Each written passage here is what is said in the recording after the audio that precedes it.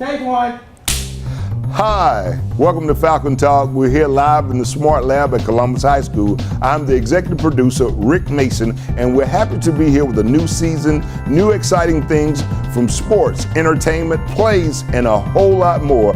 Keep watching us. Stay tuned right here on your favorite station where the students are hosting the show, giving you so many great things that goes on in and around the world and obstacles, day-to-day obstacles in and out of school, right here on your favorite show, Falcon Talk.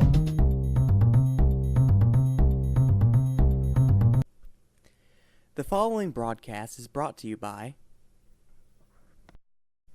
Wells Cleaners, Skeet's Hot Dogs, Tucker's Daycare, J5, Helen's Kitchen, and Isaac's Images. Also, thank you to the Columbus Municipal School District for making Falcon Talk possible. And of course, thank you for watching.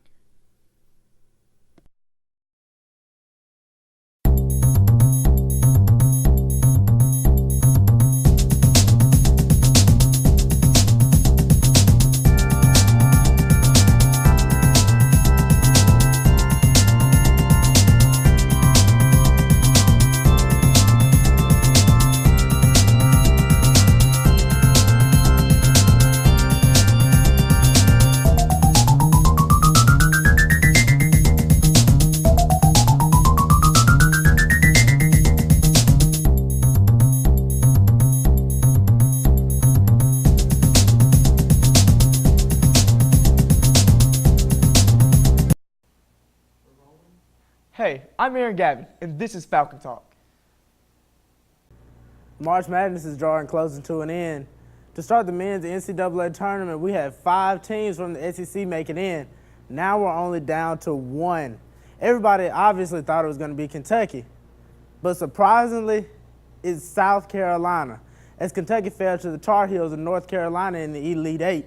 South Carolina has been on a magnificent Cinderella run, beating some of the top teams in the nation, including Duke and Baylor in the round of 32 and the Sweet 16. This Saturday, the Gamecocks will take on top-seeded Gonzaga in their Final Four matchup. If they win that, they will take on the winner of Oregon and North Carolina in the championship game on Monday. In the women's tournament, the SEC has 7 teams to make it in.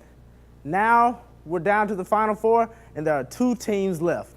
The top-seeded Gamecocks of South Carolina and the Bulldogs from Mississippi State. South Carolina has a somewhat of an easy road to the Final Four, but MSU had to battle to make it there, beating Troy, DePaul, and top-seeded Baylor. Morgan Williams, or as she is now known as the itty-bitty baller, showed out the other night against Baylor as she recorded a career-high 41 points, and she also dished out 7 assists in the 94-85 win in the Elite Eight.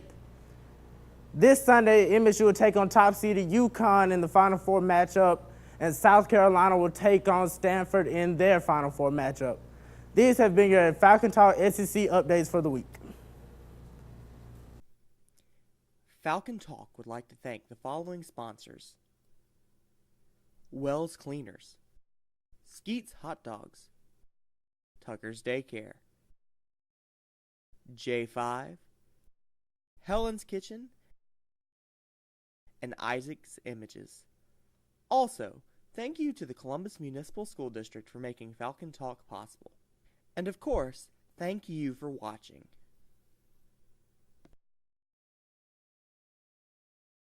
We are rolling yet again. On this segment of Falcon Talk, we're going to be trying actual Mexican candy from Mexico with Tanisha and David. So before we actually start tasting the candy, me and Tanisha are going to show you the candy, and we're going to ask David. He's going to give us a little fact about each one. So, David, what is this? Those are called obleas con cajeta. Yes. And they have milk in it, and you know, they're basic. They're one of my favorites, actually. Okay, so. And they actually come in a big pack like this, so it's like you can get a whole bunch of these. And how much are they? So, like on the pack, they were like $44 and something cent. No, for pesos. For pesos. Like $2. So $2 in American So it's actually pretty cheap. Okay, so let's try it.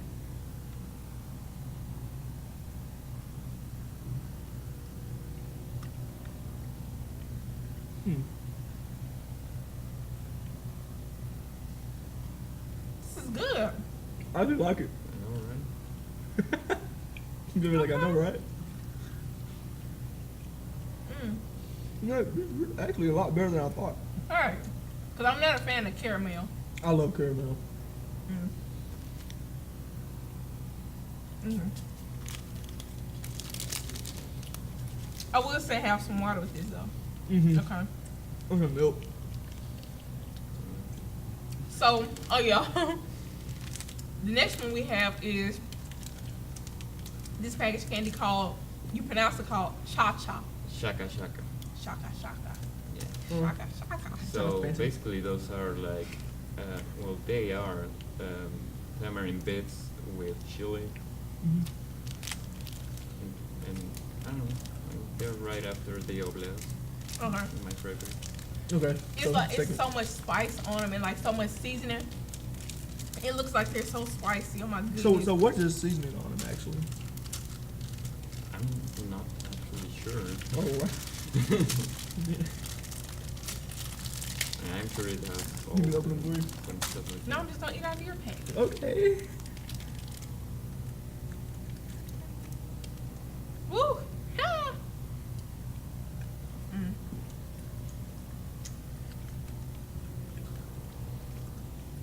Actually, I'm not a big fan of this one. No?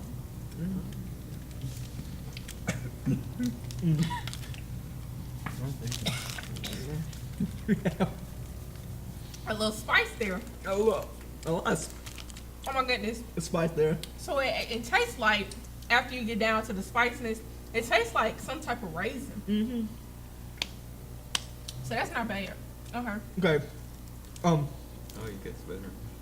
Wow. This looks the extreme of spiciness. Okay. This is gonna taste like that one. Or Worse. taste different. From the outside.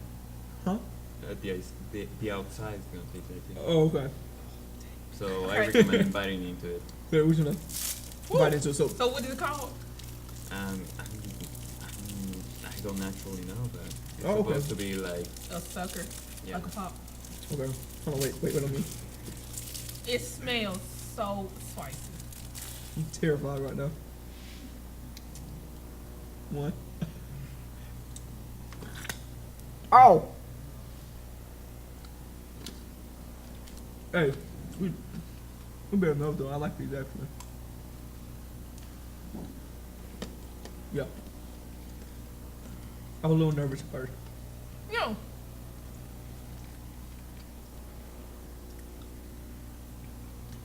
So what's on the inside of it? I'm not sure. Oh, yeah. But it's good. Yeah, I like this one. Because the inside tastes like some type of like a regular American sugar. And it's like the outside coating gives like the extra spice. And like right in your throat, you're like, Yeah. so you need some water with We're this. definitely gonna need something to drink after this. Woo! Okay. Okay. Lastly, we have this. Called Miguelito Paleta. Okay. Paleta. So it's like a sucker. Yeah, it's a sucker. A variant from another candy Okay. in sucker form. This is not like spicy, is it? Yes. It is? I see spices in there. It's Oh, like pepper. literally like little spice, maybe like little pepper or something. I swear it's so spicy. How do you deal with this? I mean, are you okay? I don't know. You ready? This to them is probably like hot chips. It's like we're so used to hot chips. I love hot It's like chips. yeah. So ooh, let's try it. Okay.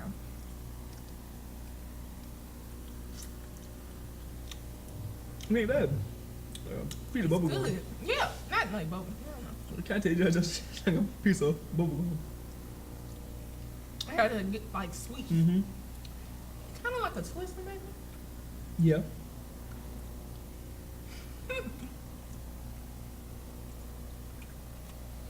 It's not bad though. Like the spice, like maybe once you get to like the middle part of it, it'll probably like more spicier. Are we right or are we close to right, David? Yeah. Maybe. I guess it just depends on the person. Yeah. So, all in all, these streets have not been bad. They were actually pretty good, especially All the of first one. these, those ones are my least favorite. These are your least Really? favorite? Yeah. Why? I don't know. I just don't like it. Too sweet and just don't like it. This is too sweet. This actually is sweeter than like the rest of them. If anything, this was my favorite by far. Either Okay. that one or this one. I don't know, cause this That one was very good. This one was bomb. Yes. Like, I gotta pull it back out. That's how great it was. It was good. So So which one was your favorite? This one was mine. Okay, and yours? I don't know. I think it's gonna be this one. Yeah, this one won it. The Or it winner. might be this one. It might be this one. I like this one. This is my winner. Okay. All right. So this was the candy challenge. Oh, Well, candy from Mexico challenge. I would encourage you. Oh my bad.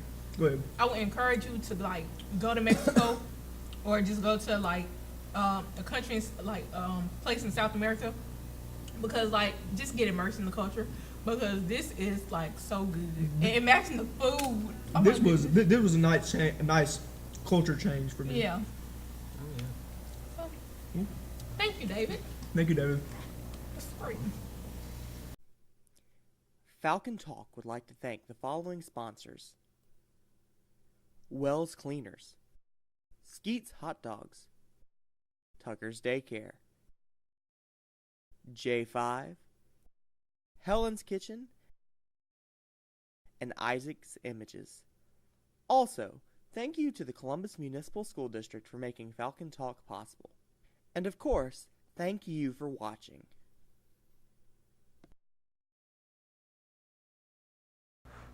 Okay, guys, the football season's over, and all the college teams have officially signed their recruiting classes, and all of their seniors are out the door and ready for the NFL draft. There are 3 teams I want to talk about in the SEC that I think are going to have monster years. The first team I want to talk about is Mississippi State.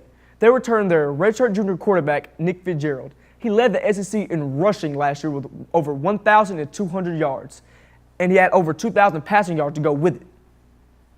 Second player I want to talk about is receiver Donald Gray. He was a second receiver last year, but this year he's moving up to number 1. He was actually the number 1 junior college receiver coming out of JUCO football. The third player I want to talk about is linebacker Leo Lewis. Just a true freshman last year, was one of the leaders and top tacklers on the Mississippi State Bulldogs defense. The second team I want to talk about actually is Auburn University. They finished 8-5 and lost kind of big, really, really big to Oklahoma in the Sugar Bowl. But they have a lot of returning starters, and I think these guys are going to be great next year. The first returning starter I want to talk about is Cameron Petway. He had over 1,000 and something yards last year. They have a lot of nicknames for him, but I like to call him the 18-wheeler because one guy is not bringing him down by themselves. The second player I want to talk about is Carlton Davis. He has started on the Auburn defense since he was a true freshman, and he is good. He's one of Auburn's top lockdown corners. After his freshman season, he was named a freshman All-American, and after a few spring practices, he said he feels better than he has since he got there. The third player I want to talk about is Marlon Davis. He was just a true freshman last year and had over 30 tackles and 3.5 sacks. He's going to be great. The only returning starter coming back for Auburn's D-line. Now, to the big team in the SEC, Alabama. Alabama had, let's say, went 12-1 last year, only losing to Clemson in the national championship game. Now, they have a lot of talent, but they also had a lot of players go last year. But some of their returning starters, I think, are great. First, quarterback Jalen Harris. Jalen Harris was just a true freshman last year, but he wowed fans with his blazing speed and great deep throw accuracy. Though he was inconsistent at times, but his playmaking ability kept him on the field and kept Alabama's offense scoring. The second player I want to talk about is Deshaun Hand, one of Alabama's few returning D linemen from last year. He's a big guy and plug up holes in the middle. And last but not least, one of Alabama's few returning secondary members was Minka Fitzpatrick. He's a tall, lengthy corner who can cover, play man, press, and he can play zone. Watch out for Alabama again next year. And that's your SEC spring football updates. Falcon Talk would like to thank the following sponsors: Wells Cleaners, Skeet's Hot Dogs, Tucker's Daycare, J5, Helen's Kitchen, and Isaac's Images. Also, thank you to the Columbus Municipal School District for making Falcon Talk possible. And of course, thank you for watching.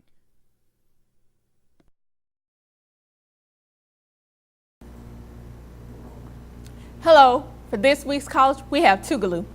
Founded in 1869, Tougaloo College is a 500-acre campus located on the northern edge of Jackson, Mississippi.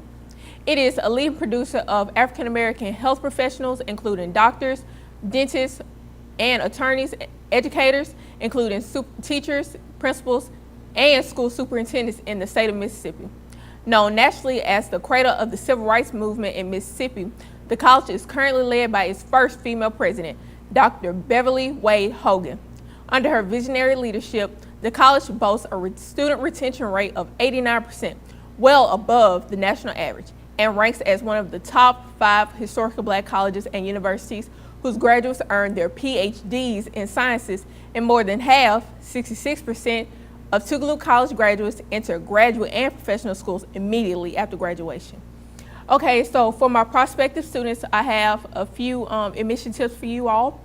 So for Tougaloo College, it is advised that you should have a grade point average of about a B, so a 3.0 or higher. So that is just to make sure that you will most likely get into the college. I would advise that you have an 18 or higher on the ACT, or you should get an 800 or better on the SAT. They will take both. It's just whatever you take test better in. You will also need, I would say, approximately 2 letters of recommendation. And I would say, this is the year to get close to your guidance counselor.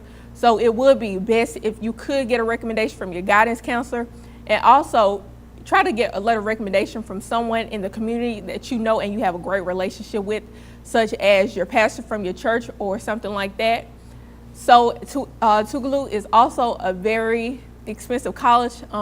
It's cheaper than most, but it is have its fees. So for tuition and fees, this covers room, board, a meal plan, and just tuition itself. It's $15,695. So it is steep. So I would advise that you go ahead and get your FAFSA in, and also keep looking for those scholarships. And this has been your College of the Week.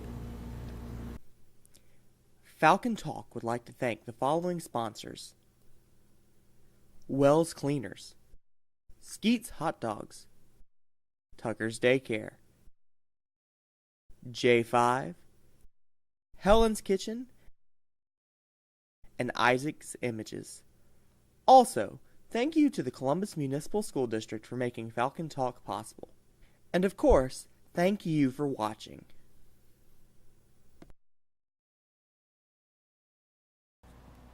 What's your name and what character do you play? I played the baker in Into the Woods. The baker is, well, as the title says, a baker who lives with his wife and are trying to have a baby, but they can't have a baby. And later on in the play, the witch comes in his house and tells him the story of why he can't have a baby and what he has to do to have a baby. What got you into acting and what's your favorite aspect of being an actor?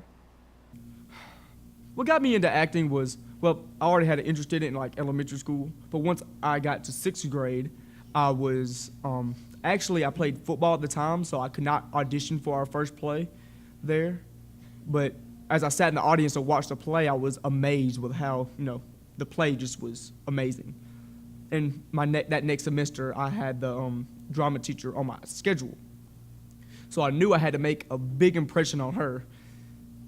I don't think I made the best impression, but whatever I did helped me get in the play that year, and I just kept auditioning for plays after that, and the more I did them, the more I loved them. I would say my favorite aspect of acting would be turning into somebody that you're not. Like every play, you're somebody that you're in, you get to be somebody different. And when you're on stage, you're not yourself. And you learn everything. If you want a good performance, most of the time you have to do is become that character, learn what he needs, what he wants, what he feels. And I just think that's a really cool thing. Are you and your character similar? Am I like my character? I wouldn't say being the baker are alike. I'm kind of a confident guy who kind of knows what I want. The baker he's not a confident guy. He doesn't think that he is ready to have children. He doesn't think that he can take care of children because his father was abandoned. So like one of his lines from the original Broadway play and movie, how can I take care of a child when I never had a father show me? I had to kind of take inspiration from the original version and the movie version because, you don't want to do it exactly like they did it, but I kind of want to put my own flavor, my little spin in there on it. Because you only get to portray this character one time. I want to make it unique. I want to make it me. I want to make it Aaron Gavin's version of the baker, not James Corden's version of the character. And portraying this character was a little different for me. I kind of went back and watched some of the later half of the movie where he was hurt a little bit and he was really doubting, did he want to do this? And it kind of helped me in the beginning get a feel of who I am in the beginning, because the character changes through the play. In the beginning, he's just a normal guy trying to live every day until the witch comes in and changes everything. And toward the end of the play, he's, okay, me and my wife, we're going to do this. We're going to have this baby, and we're going to do it together. And in the beginning of the play, he probably would have never even thought that. What's your favorite scene in the play? My favorite part in the play, I will probably say it's when the witch catches the prince with her daughter Rapunzel in the castle, and she's all mad at her, and she takes her and she starts singing "Stay With Me." I think that's a very powerful part in the play where you kind of see a different side of the witch. You see that she's not all bad. She does have love and compassion, but she does it in the wrong way. She's very selfish. She does a lot of things to hurt people. She's even hurt Rapunzel, but she does love her. And I think that kind of key moment is the children, your child is listening to what you say, and she's taking example from the witch, and the witch is not being a good mother, though she thinks she is. And later on in the play, she does sing a song about how children will listen, kind of going back to the baker and his wife, teaching them a lesson. Children will listen to what you do, so be careful, because you saw what happened to her. How'd you prepare for the play?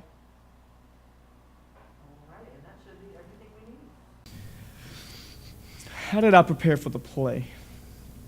Well, obviously we practiced for 7 weeks for the play. I had extra singing practice on the side. I didn't have that many songs. I had one song, one duet song, and I had one solo song by myself, but it wasn't very big. I just needed help working on the ensemble songs, because there's a lot of words mixing and matching in there, and you had to get used to coming out your mouth with a good enunciation. I obviously, like I said a minute ago, I had to watch the Broadway version and the movie version to get inspiration from the other bakers, which don't want to do it like them. I just wanted to do it like me. I just need a little inspiration, help me get in the mindset of the character. I would say it took me about halfway through the play to realize the baker, how the baker is on the inside and how they reflect to him on the outside.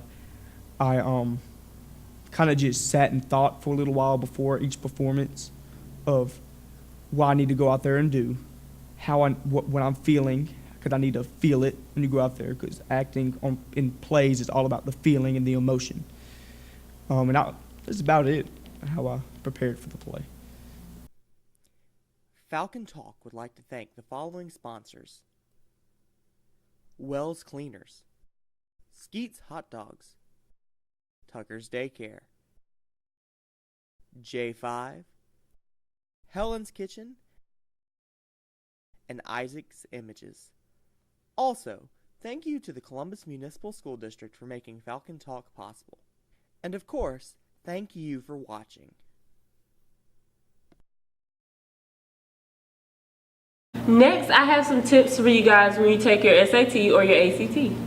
The first tip is to bring a snack or eat a good breakfast before you take the test. This is going to keep you awake and you can't answer questions like that when you're hungry. The second tip is to sign up early. You want to sign up early so you can get prepared to take the test and study and just have your game plan ready before you start. The next tip is to bring multiple pencils. Now, I brought like 5 pencils to the ACT, but you want to have 5 pencils and an eraser because when you use your eraser so many times, you ain't gonna have no eraser anymore. The next tip is to go to sleep early the night before because you don't want to be sleepy, and with the first tip, you would be sleepy and hungry, so you probably wouldn't be able to take any kind of test. And the last tip is to mark answers at the end of the test. So at the end of the test, when they say 5 minutes left, you just mark random answers because in the ACT, answers that you get wrong don't decrease your grade, but answers that you get right do increase your grade. So that's the tips for the ACT this year. And we're always looking for sponsors for the television show Falcon Talk. If you're interested, give us a call, 662-241-7200, or either email us at the email that you see on the screen. Always from the executive producer, Rick Mason, and the students from Falcon Talk. Falcon Talk! We'll see you next time.